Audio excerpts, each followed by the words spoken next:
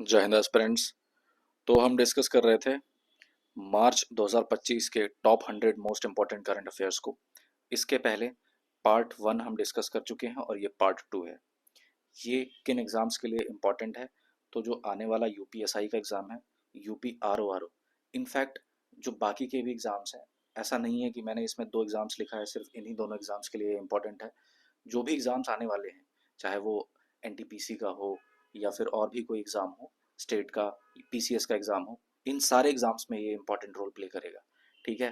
जब NDA CDS आएगा दूसरा वाला, उसमें भी ये करंट अफेयर्स पूछे जाएंगे डेफिनेटली। तो आपके लगभग सारे एग्ज़ाम्स में ये इंपॉर्टेंट रोल प्ले करेगा। That's why this is very important video. Okay, so ये दूसरा पार्ट है। आपको इस वीडियो का जो भी इम्पोर्टेंट मैटर है वो यहाँ पे मिल जाएगा। ये टेलीग्राम चैनल है, ज्वाइन कर लीजिएगा। ठीक है, यहाँ पे इम्पोर्टेंट अपडेट्स और जो पीडीएफ है इम्पोर्टेंट वो आपको टाइमली डिलीवर कर दी जाती हैं। तो ये चैनल जो है जा करके ज्वाइन कर लीजिए। बढ़ते हैं सबसे पहले क्वेश्चन नंबर 25 की तरफ। ठीक है, ये 26 है, एक्चुअली 25 तक हम लोग कर चुके थे। ठीक, आगे बढ़ते हैं। तो क्वेश्चन है, The National Archives of India (NAI) celebrated its 135th Foundation Day on 11th March 2025. In which year was the NAI established? तो कह रहा है कि अभी हाल ही में नेशनल आर्काइव्स ऑफ इंडिया का 135वां फाउंडेशन डे मनाया गया 11 मार्च 2025 को। इसकी स्थापना हुई कब थी? तो इसमें ऑप्शंस दिए हुए हैं 1888, 1896, 1891 या फिर 1870। राइट आंसर जो है, इसकी स्थापना हुई थी 1891 में। ठीक है, option C is the right answer. अब इसके बारे में थोड़ा सा विस्तार में अगर चर्चा करें, बहुत ज़्यादा विस्तार में नहीं, कुछ इंपॉर्टेंट पॉइंट्स को ही। तो देखो, ये बेसिकली आता है मिनिस्ट्री ऑफ कल्चर के अंडर में। ठीक है, इतना ध्यान रखिए। 11 मार्च 1891 को इसकी स्थापना हुई थी। तब जब इसकी स्थापना की गई थी तब ये था इंपीरियल रिकॉर्ड्स डिपार्टमेंट। था कहाँ पे? ये कोलकाता में था। ठीक है, उस समय कैलकाटा था, अभी कोलकाता हो गया। तो उस समय वहां पे स्थापना हुई थी।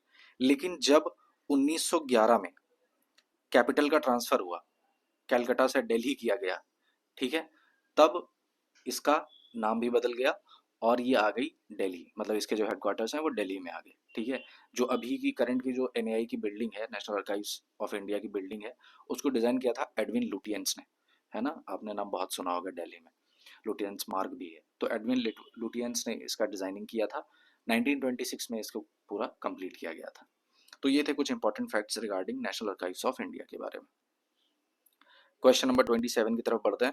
विच of the following statements is are correct regarding a global arms imports report of Stockholm International Peace Research Institute, SIPRI. SIPRI की रिपोर्ट बहुत ज़्यादा इंपॉर्टेंट रोल प्ले करती है, ये आप सबको पता है। और इसकी रिपोर्ट्स से काफ़ी क्वेश्चंस भी बनते हैं डिफरेंट डिफरेंट कॉम्पिटिटिव एग्जाम्स में। तो सिप्री की रिपोर्ट आई तो 2020 से 24 के बीच में जो ग्लोबली आर्म्स का इंपोर्ट हुआ है उसके बारे में कुछ इंपॉर्टेंट सेंटेंसेस लिखे हुए हैं, देखते हैं। लिखा हुआ है, India was the world second largest arms importer during this period और Ukraine holds the top position as the world's largest arms importer.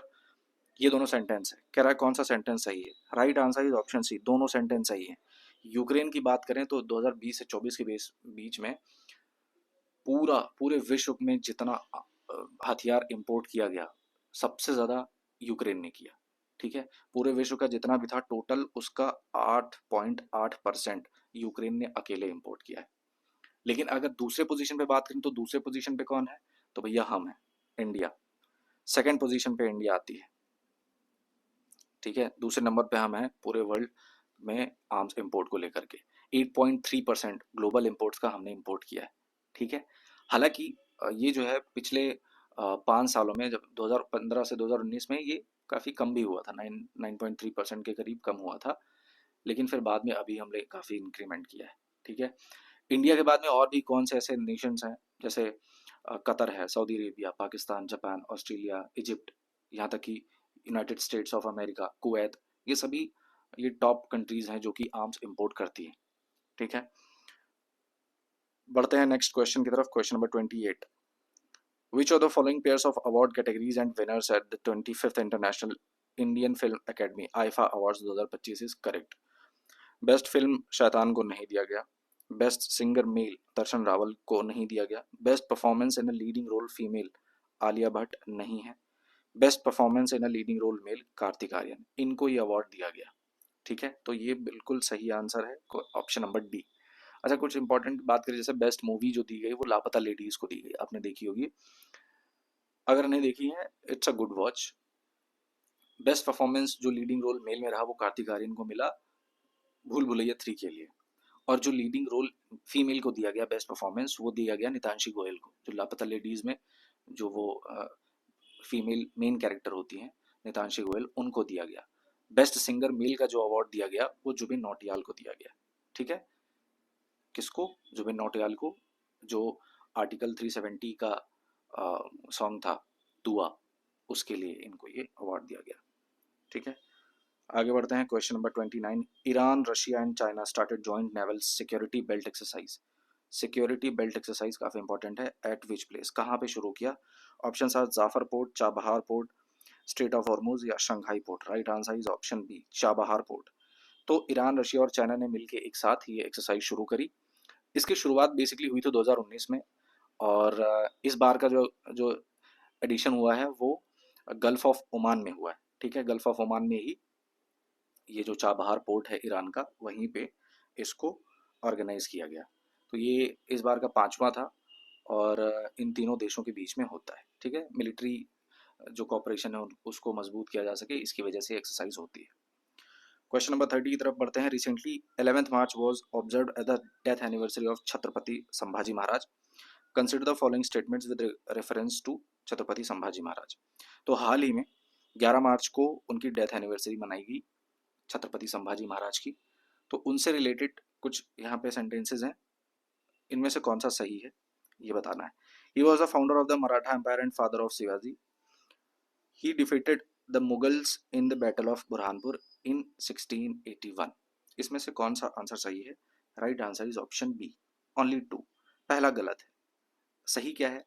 देखो, ये तो सही है कि 11 मार्च को उनकी डेथ एनिवर्सरी हुई थी, 11 मार्च 1689 में। ठीक है, अगर शुरुआत में बात करें तो छत्रपति संभाजी महाराज जो थे 14 मई 1657 में, है ना, 1657 में इनका जन्म हुआ था। 14 मई 1657 में पुणे के पुरंदर किले में इनका जन्म हुआ था, और ये छत्रपति शिवाजी महाराज के सबसे बड़े बेटे थे। और छत्रपति शिवाजी महाराज वो कौन थे? वो मराठा अंपायर के जो फाउंडर थे, उनके बारे में तो सब जानते ही हैं। तो ये दूसरे छत्रपति थे। पहले छत्रपति कौन थे? छत्रपति शिवाजी महाराज। ये दूसरे छत्रपति थे, और इनका जो समय रहा वो 1681 से 1689 में रहा। और 1681 में जब ये छत्रपति बने थे तो इन्होंने एक लड़ाई लड़ी थी, बैटल ऑफ बुरहानपुर 1681 में। और उस समय वो मुगल शासक औरंगजेब की कैपिटल हुआ करती थी, और उसको पूरा तहस नहस मचा दिया था। वो जीत हासिल करी थी छत्रपति संभाजी महाराज ने अपने नाम। तो 1681 में इसको जीता था। और फिर आपने वो मूवी देखी होगी छावा, विकी कौशल की, उसमें इस चीज़ को बताया गया है कि कैसे कितने निर्मम तरीके से उनकी हत्या की गई मुगलों के द्वारा 11 मार्च 1689 को। आगे बढ़ते हैं। क्वेश्चन नंबर 31, रिसेंटली द प्रतिबिंब module which tracks the hideouts of criminals was in the news due to its success in arresting the accused. Pratibimb module has been launched by home. तो हाल ही में एक मॉड्यूल है प्रतिबिंब, जिसके थ्रू क्या किया गया, जो क्रिमिनल्स के छुपने के जगह होते थे, उनके जो हाइडआउट्स होते थे, उसकी मदद से, प्रतिबिंब मॉड्यूल की मदद से उनको अरेस्ट किया गया। ठीक है, काफ़ी अच्छी अचीवमेंट है, साइबर के क्षेत्र में बहुत अच्छा एक डेवलपमेंट है। तो कह रहा है कि ये जो प्रतिबिंब मॉड्यूल है ये किसने लॉन्च किया था? Central Bureau of Investigation, Union home Ministry, Allahabad High Court, या फिर Union Ministry of Science and Technology. Right answer is option B, Union home Ministry. तो यूनियन होम मिनिस्ट्री के अंतर्गत एक यूनिट आती है जिसको कहते हैं Indian Cyber Crime Coordination Centre, I4C भी कहते हैं। उसने इस पर्टिकुलर प्रतिबिंब मॉड्यूल को लॉन्च करके और इसका यूज़ करके इन क्रिमिनल्स के हाइडआउट्स को पकड़ा, इन क्रिमिनल्स को अरेस्ट किया। तो टोटल 6046 एक्यूज्ड जो हैं वो इस मॉड्यूल से कैप्चर किए गए। ठीक है, और इस मिनिस्ट्री ने एक और चीज़ लॉन्च करी, एक प्लेटफॉर्म है, कोऑर्डिनेशन प्लेटफॉर्म है समन्वय।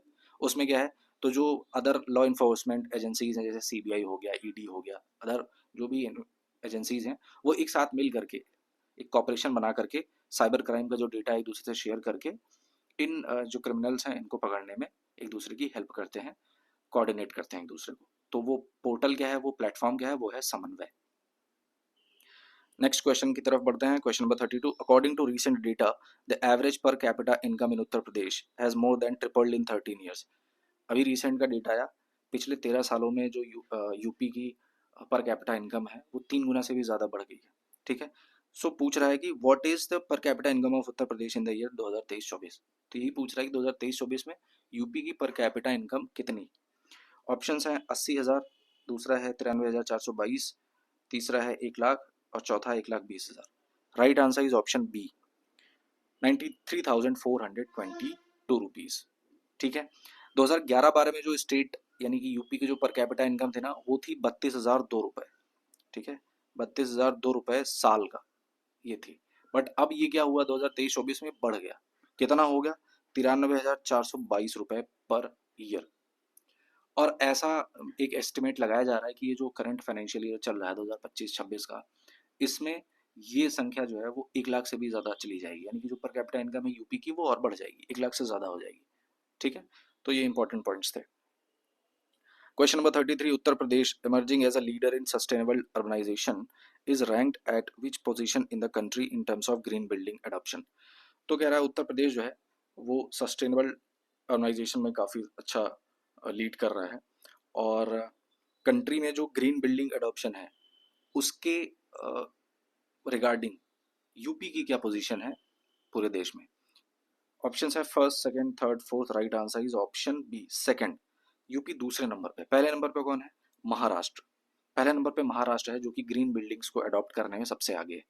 ठीक है, तो ये है इंपॉर्टेंट चीज़ें, जैसे कि लगभग 3,541 प्रोजेक्ट्स हैं जो अभी अंडर अंडर कंस्ट्रक्शन है और ग्रीन बिल्डिंग्स को लेकर के। ठीक है, इसके बाद में कौन कौन से स्टेट्स आते हैं, जैसे कर्नाटक हो गया, गुजरात, तमिलनाडु, तेलंगाना, इनफैक्ट हरियाणा, वेस्ट बंगाल, ये सभी ग्रीन बिल्डिंग्स अडॉप्शन में अपना अपना रोल प्ले कर रहे हैं और अच्छा परफॉर्म कर रहे हैं। आगे बढ़ते हैं। Question number 34, recently Prince Frederik of Luxembourg died of PULG mitochondrial disease in Paris on 1 March. तो लग्जमबर्ग के प्रिंस फ्रेडरिक हैं, इनके पिताजी प्रिंस रॉबर्ट और माता प्रिंसेस जूली ऑफ नसाउ। ये प्रिंस फेडरिक का देहांत हुआ 1 मार्च को पेरिस में, 22 साल के ये थे, और PULG की जो माइटोकॉन्ड्रियल डिजीज है उससे जूझ रहे थे और अंततः इनकी मृत्यु हो गई। तो उससे रिलेटेड कुछ फैक्ट्स लिखे हुए हैं, जैसे it can mainly affect the brain, nerves, muscles and liver. PULG disease के बारे में बात कर रहा है। The frequency of PULG disease can be up to 1 in 10,000 births. कौन सा सही है, right answer is option C, both. Both sentences सही हैं, यानी कि ये जो PULG डिजीज है ये एक माइटोकॉन्ड्रियल डिसऑर्डर है, जो कि जो हमारे शरीर में PULG जीन्स होती हैं उनमें म्यूटेशन की वजह से ये होता है। ठीक है, और उसकी वजह से होता क्या है, ये हमारा जो ब्रेन और नर्व्स हैं, मसल्स हैं, लीवर है, यहाँ तक कि देखने में भी समस्या आने लगती है, इन सब को डैमेज करता है। ठीक है, और उससे क्या होता है, अंततः कुछ समय बाद डेथ हो जाती है, जो कि प्रिंस फ्रेडरिक के केस में हुआ। और इसकी फ्रीक्वेंसी इतनी ज़्यादा है कि 10,000 बर्थ में एक व्यक्ति को ये होता है, तो काफ़ी ज़्यादा लीथल है और इस पर कुछ ना कुछ स्टेप्स उठाने की ज़रूरत है। Question number 35, recently which two schemes have been launched by Tripura government for women empowerment. हाल ही में 2 स्कीम्स लॉन्च की गई त्रिपुरा गवर्नमेंट के द्वारा वुमेन एम्पावरमेंट को लेके, तो वो कौन कौन सी हैं। ऑप्शंस क्या लिखे हुए हैं, देखिए मैं बता देता हूँ। मुख्यमंत्री बालिका समृद्धि योजना, कन्या समृद्धि योजना तो है नहीं, ये है होगा नहीं, मुख्यमंत्री बालिका समृद्धि योजना एंड मुख्यमंत्री Kanya Atmanirbhar Yojana. Right answer is option B, यही दोनों स्कीम्स हैं। अब इन स्कीम्स के बारे में बात करें तो जो मुख्यमंत्री बालिका समृद्धि योजना है, इसके अंतर्गत क्या है कि जो त्रिपुरा की BPL कैटेगरीज के परिवार हैं, बिलो पॉवर्टी लाइन के, उसमें जो बच्चियां हैं, जो गर्ल चाइल्ड है, उसके नाम पे गवर्नमेंट क्या करेगी, 50,000 रुपए का बॉन्ड जमा करेगी। ठीक है, और जब वो बच्ची 18 साल की हो जाएगी, उससे बड़ी हो जाएगी, तो ये अमाउंट जो है वो 8 से 10 लाख कर दिया जाएगा। कब कर दिया जाएगा, जब वो अपनी हायर एजुकेशन को परसू करने जाएगी, या और भी जब उसके कोई काम होंगे शादी वगैरह में, तो उसमें उसको 8 से 10 लाख अमाउंट मिलेगा। ये मुख्यमंत्री बालिका समृद्धि योजना त्रिपुरा गवर्नमेंट की है। दूसरी जो है वो स्कीम है मुख्यमंत्री कन्या आत्मनिर्भर योजना। इसके अंतर्गत क्या है, तो जो त्रिपुरा में हायर सेकेंडरी के एग्जाम्स हुए, उसमें जो टॉप बेस्ट परफॉर्मेंस बच्चियां रहीं, 140 जो गर्ल्स हैं, उनको स्कूटीज प्रोवाइड की जाएंगी। ठीक है, तो ये दोनों स्कीम्स हैं जो कि त्रिपुरा गवर्नमेंट ने लॉन्च करी बच्चियों को लेकर के। आते हैं क्वेश्चन नंबर 36 को। In which state of Pakistan rebels took over the Jaffar express train on March 11, 2025? तो पाकिस्तान के किस स्टेट में ये जो जाफर एक्सप्रेस थी ट्रेन थी, इसको हाईजैक किया गया है? बलूचिस्तान लिबरेशन आर्मी ने इसको हाईजैक किया था, उसने बाद में रिस्पॉन्सिबिलिटी ली। तो ये कहाँ पे हुआ था? पंजाब में, सिंध में, बलूचिस्तान में, Khyber Pakhtunkhwa? Right answer is option C, Balochistan, है ना। तो वहाँ पे जो जाफर एक्सप्रेस ट्रेन थी उसको हाईजैक किया, और ये क्वेटा से पेशावर जा रही थी, और जब ये बलूचिस्तान से होकर गुजर रही थी तो वहाँ पे बीएलए यानी कि बलूचिस्तान लिबरेशन आर्मी ने इसको हाईजैक किया। तो यही है, बहुत ज़्यादा इसमें कुछ इंपॉर्टेंट फैक्ट्स आपको नहीं याद रखने हैं। क्वेश्चन नंबर 37 की तरफ अगर आए, what is the theme of world consumer rights day 2025? पहली बात तो पता होना चाहिए होता कब है, तो 15 मार्च को मनाया जाता है, ठीक है। 15 मार्च को वर्ल्ड कंज्यूमर्स डे मनाया जाता है, और पहली बार इसको 1983 में मनाया गया था, ठीक है। 1983 में पहली बार वर्ल्ड कंज्यूमर राइट्स डे मनाया गया था, और इस बार की जो थीम रही है, ठीक है, वो है option B, a just transition to a sustainable lifestyle. Question number 38. Recently, the Ministry of Education launched the third version of the Prime Minister's scheme for mentoring Yuva writers, PM Yuva 3.0. In this context, consider the following statements. तो हाल ही में ministry of education ने launch किया तीसरा version किसका? PM युवा 3.0 scheme का। तो उसके बारे में पूछ रहा है कि young writers below the age of 30 will be trained by this scheme, सही है। The Sahitya Akademi of India will oversee the implementation of this scheme, गलत। इस स्कीम का इम्प्लीमेंटेशन साहित्य अकादमी ऑफ इंडिया नहीं, जो एनबीटी है, नेशनल बुक ट्रस्ट, वो इसको देखता है, ठीक है, वो इसको देखेगा, नेशनल बुक ट्रस्ट एनबीटी। अच्छा, इसके बारे में कुछ इंपॉर्टेंट पॉइंट्स देख लेते हैं। तो मिनिस्ट्री ऑफ एजुकेशन ने इसको लॉन्च किया, एज वी नो। 30 साल से कम उम्र के जो यंग लोग हैं, उनके बीच में रीडिंग को, राइटिंग को और बुक कल्चर को प्रमोट किया जा सके, जिसकी वजह से ये स्कीम लॉन्च की गई।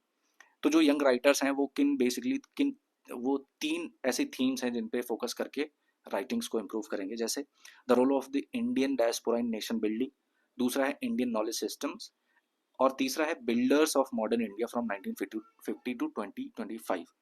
इन 3 मुख्य थीम्स पे राइटिंग्स को प्रेजेंट करना है, ठीक है। तो इसको नेशनल एजुकेशन पॉलिसी जो 2020 आई थी उसके अंतर्गत इसको इम्प्लीमेंट किया गया, और अगेन मैं बता दूं, इसका इम्प्लीमेंटेशन साहित्य अकादमी नहीं, नेशनल बुक ट्रस्ट इंडिया कर रहा है, ठीक है। तो option A is the right answer, केवल एक सही था ना, only one. Question number 39. The 27th meeting of the Western Zonal Council took place recently at Pune, Maharashtra. With reference to the Zonal Council, consider the following statements. तो अभी western zone की zonal council की basically western zonal council ने अभी अपनी एक meeting करी 27वीं पुणे महाराष्ट्र में। अब जोनल काउंसिल से रिलेटेड कुछ चीजें हैं, स्टैटिक पोर्शन है, पूछ रहा है कि the zonal councils are the statutory bodies, दूसरा है the home minister of the central government is the chairman of all the zonal councils. इन दोनों में कौन सा सही है? ठीक है, right answer is option C, both 1 and 2। कैसे? अगर जोनल काउंसिल्स की बात करें तो ये स्टैट्यूटरी बॉडी होती है, बिल्कुल सही बात है, कॉन्स्टिट्यूशनल बॉडी नहीं होती, ठीक है। तो जो स्टेट्स रीऑर्गेनाइजेशन एक्ट 1956 में आया था, उसके अंतर्गत जो देश है इसको 5 जोन्स में डिवाइड किया गया था, ईस्टर्न, वेस्टर्न, नॉर्दर्न, साउदर्न और सेंट्रल, और हर एक जो जोन है उसकी अपनी एक जोनल काउंसिल होगी, ठीक है। ये हुआ था 1956 में जो एक्ट आया था उसके थ्रू, स्टेट्स रीऑर्गेनाइजेशन एक्ट के थ्रू। अब बात ये है कि ये जो मेंबर्स हैं वो कैसे होंगे, तो होम मिनिस्टर तो होगा ही सेंट्रल गवर्नमेंट का, फिर उस एक पर्टिकुलर जोन के जितने भी स्टेट्स होंगे उन सभी स्टेट्स के चीफ मिनिस्टर भी इसके मेंबर होंगे, फिर हर एक स्टेट के, उस जोन के हर एक स्टेट के 2 और मिनिस्टर्स होंगे, और जो यूनियन टेरिटरी है उस जोन की, उसके भी मेंबर्स एडमिनिस्ट्रेशन में पार्टिसिपेट करेंगे, ठीक है। तो ये पूरा मामला है। Question number 40. With reference to Prime Minister Internship Scheme, consider the following statements. The scheme is spearheaded by Ministry of Skill and Entrepreneurship. The scheme targets individuals aged 21 to 24 who are currently not enrolled in any full-time academic program. तीसरा है, under this scheme, each intern will be supported with monthly financial assistance of rupees 1000. इसमें कौन सा सही है? पहला सही है या दूसरा सही है या दूसरा तीसरा सही है या पहला और दूसरा सही है? Right answer is option B, केवल इसमें दूसरा सही है, बाकी के पहले और दूसरे गलत है। क्या गलत है? तो ये जो प्राइम मिनिस्टर इंटर्नशिप स्कीम है ना, इसको मिनिस्ट्री ऑफ कॉर्पोरेट अफेयर्स ने हेड किया है। ठीक है, 12 महीने की पेड इंटर्नशिप होगी और जो इंडिया की टॉप कंपनीज है उसमें जो यंग लोग हैं, 21 से 24 साल के जो लोग हैं, जो किसी भी फुल टाइम एकेडमिक प्रोग्राम में पार्टिसिपेट नहीं किए हुए हैं, कहीं भी एनरोल नहीं है, किसी जगह पे जॉब नहीं कर रहे हैं, उनके लिए ये पेड इंटर्नशिप होने वाली है।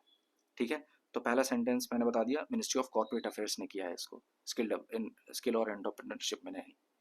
फिर उसके बाद में तीसरा जो लिखा हुआ है, 1,000 रुपये नहीं 5,000 रुपये दिया जाएगा। ठीक है, 5,000 रुपीज मंथली फाइनेंशियल असिस्टेंस दी जाएगी इंटर्न्स को। ठीक, आगे बढ़ते हैं। Question number 41, which of the following is are incorrect? इनमें से कौन सा गलत है? पहला, Kash Patel became the first Indian recent FBI director. Indian biologist and wildlife conservation Purnima Devi Barman has been named women of the year by Time magazine. हालांकि ये दोनों सही हैं। ठीक है, तीसरा, अबेना Adams has made history by becoming the first black woman to win the Mrs World 2025। ये गलत है। चौथा है, Francesco Rivella known as the father of Nutella passed away at the age of 97। तो भाई इसमें से कौन सा गलत है? तो जैसा कि मैंने बताया, option C is the right answer. Ebena Adams नहीं है वो। ठीक है, पहली बात, वो है शेगो गैली। मैं अगर यहाँ पे नाम लिखूं तो उनका नाम कुछ इस तरीके से है,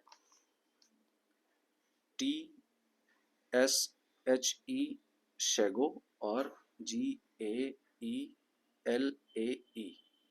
शेगो गेली। ये हैं, ये पहली महिला बनी है ब्लैक वुमन जिन्होंने मिसेस वर्ल्ड 2025 अपने नाम किया हुआ है। तो right answer is option C. Okay, अगर इनके बारे में बात करें तो काश पटेल ये हैं इंडियन ओरिजिन के पहले व्यक्ति हैं जो कि FBI के डायरेक्टर बने हैं। दूसरा है जो इंडियन बायोलॉजिस्ट हैं और वाइल्ड लाइफ कंजर्वेशनिस्ट हैं, पूर्णिमा देवी बर्मन। इनको वुमेन ऑफ द ईयर का अवार्ड दिया गया, किसके द्वारा? टाइम मैगजीन के द्वारा। तीसरा मैंने बता दिया। चौथा है Francesco रिवेला।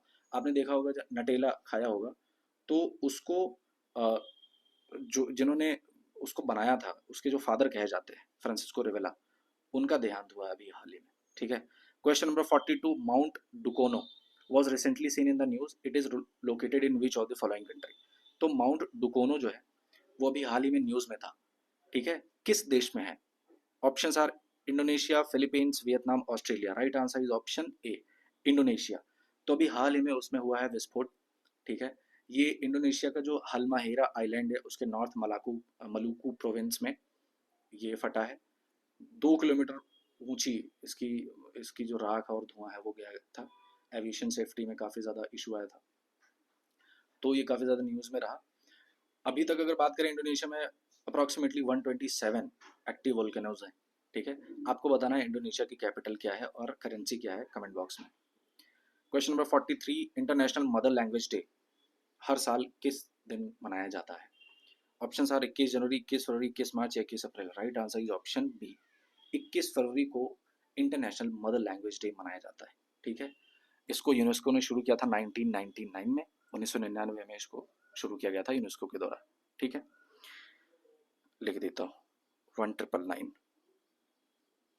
Question number 44, the first ever capacity building program on the United Nations Security Council Resolution 1540 and strategic trade controls for Asia Pacific was organized in Andhra Pradesh. Andhra Pradesh में इसको ऑर्गेनाइज किया गया with reference to UNESCO Resolution 1540 United Nations Security Council 1540 consider the following statements. तो it was adopted in 2004, सही है। It aims to prevent non-state actors from acquiring nuclear, biological and chemical weapons, ये भी सही है। अगर इसके बारे में बात करें तो 28 अप्रैल 2004 में इसको अडॉप्ट किया गया था यूनेस्को रेजोल्यूशन 1540।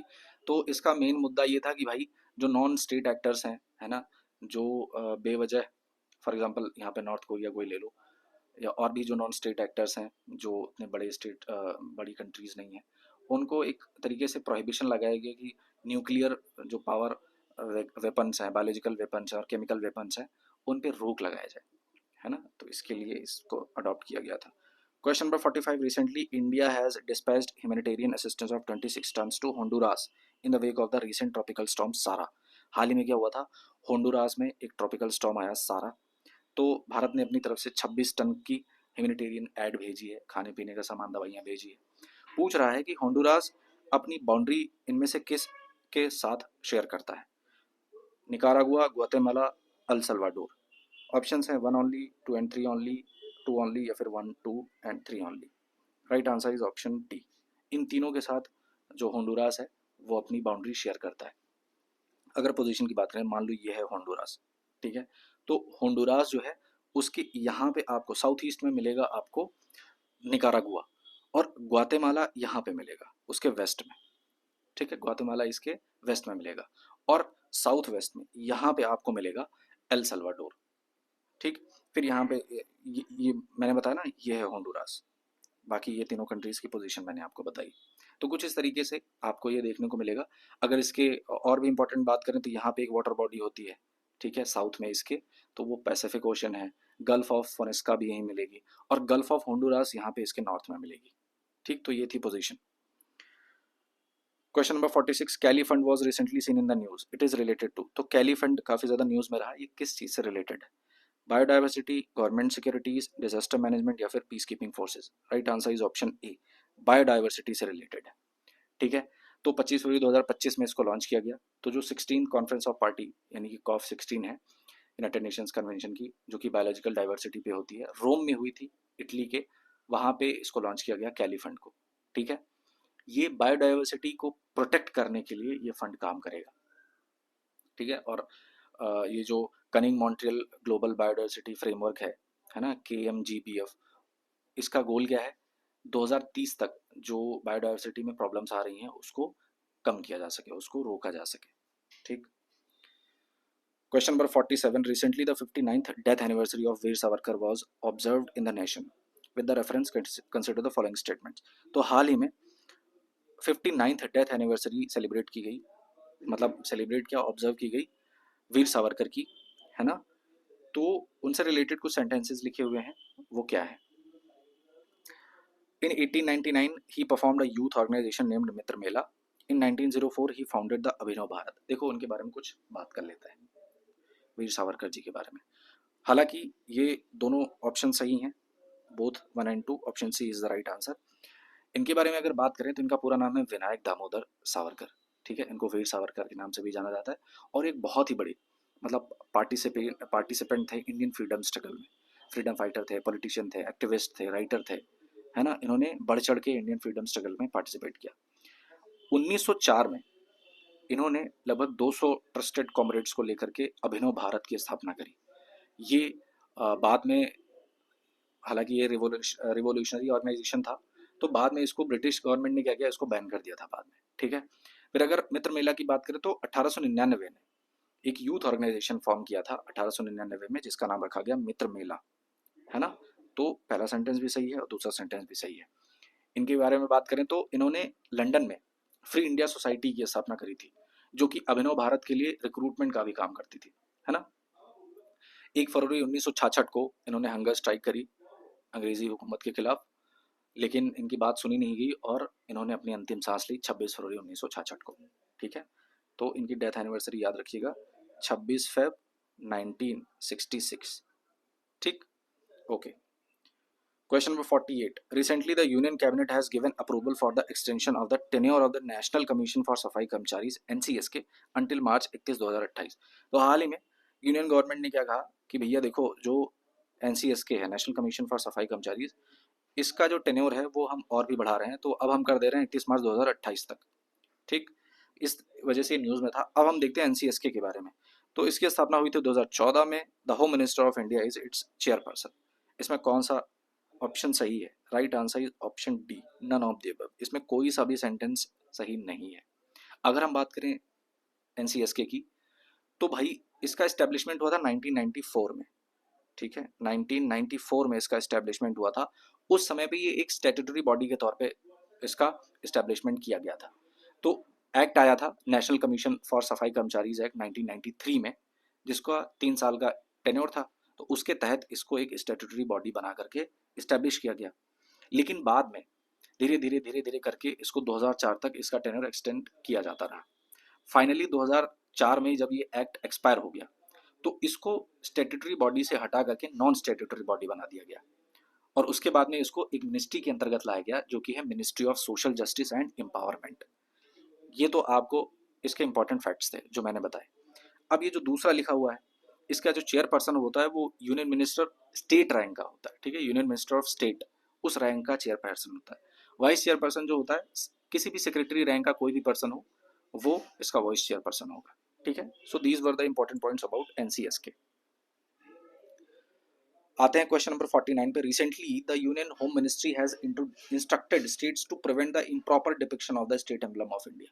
तो हाल ही में यूनियन होम मिनिस्ट्री ने कहा, गृह मंत्रालय ने सभी स्टेट्स को कि जो स्टेट एम्बलम है, भारत का जो राष्ट्रीय प्रतीक है अशोक स्तंभ ना, उसका गलत तरीके से इस्तेमाल नहीं किया जा सके, इस पे आप इम्प्रॉपर जो डिपिक्शन होता है उस पर आप रोक लगाइए। इसकी वजह से काफ़ी न्यूज़ में था।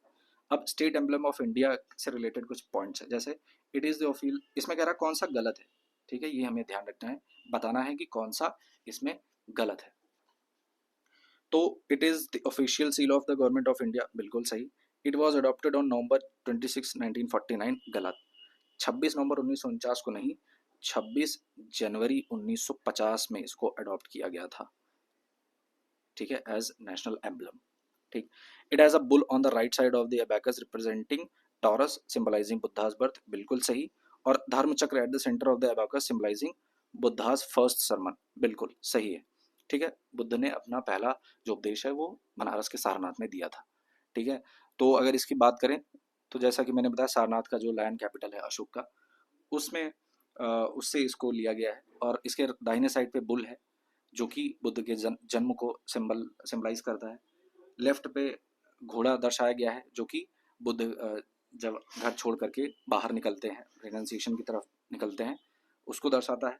एलिफेंट ईस्ट में दिखाता है जो कि जो उनके सपने में, क्वीन माया के सपने में जो वाइट एलिफेंट आया था उसका सिंबल है। और लायन जो है वो बुद्ध के बोधिसत्व का प्रतीक है, जब उन्होंने एनलाइटनमेंट प्राप्त किया और धर्म की स्थापना करके उसका प्रचार प्रसार किया, तो ये लायन इसका प्रतीक है।